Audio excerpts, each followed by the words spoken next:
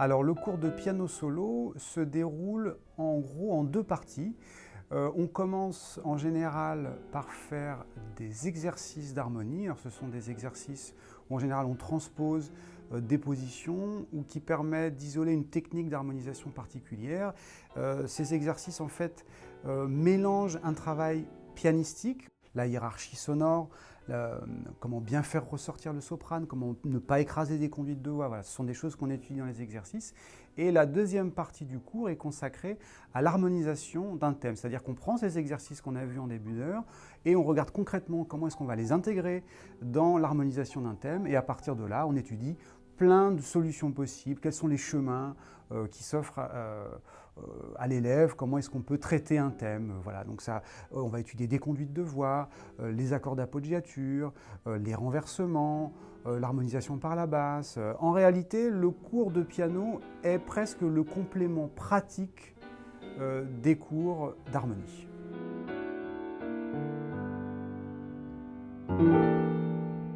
Alors le cours d'harmonie 3 qu'on fait à l'école, c'est la suite du cours d'harmonie 2. On commence par faire une jonction avec le mineur mélodique, le système mineur mélodique qui est étudié en fin d'harmonie 2. Et ensuite, on continue avec le système mineur harmonique, on fait le majeur harmonique, le majeur double harmonique. En tout, on étudie 5 systèmes sur les 4 années. On fait aussi un cours sur les accords de sixte augmenté, qui est un complément sur les dominantes chromatiques. On parle aussi des pédales et en fin d'année, à la fin de l'harmonie 3, on aborde les appoggiatures, les accords d'appoggiature, les accords appoggiaturés, qu'on reprend ensuite, pareil, on fait une jonction en début d'harmonie 4. Ensuite, on fait l'harmonie en miroir, c'est-à-dire qu'on regarde ce que sont les rétrogrades, les inverses, les rétrogrades de l'inverse. On parle aussi des pentatoniques et en toute fin d'année, le dernier trimestre est consacré à un mélange, c'est-à-dire qu'on reprend toutes les notions qu'on a étudiées au cours des 4 années et on regarde concrètement comment est-ce qu'on peut mettre toutes ces techniques en œuvre pour harmoniser concrètement un standard et rendre ces outils pratiques et efficaces. Quand les effectifs sont réduits ou qu'on a un niveau qui est assez avancé, les élèves peuvent présenter des solutions d'harmonisation, des réalisations qui sont dans la lignée du cours ou de la notion qu'on vient d'étudier. Quand on fait de l'harmonie, quand on étudie une discipline, il y a toujours du travail, il y a toujours des travaux à rendre, mais plus particulièrement, il y a toujours un travail de fond qui est à faire sur le cours qui vient de se passer, c'est-à-dire relire, comprendre, s'approprier les notions, rejouer les exemples.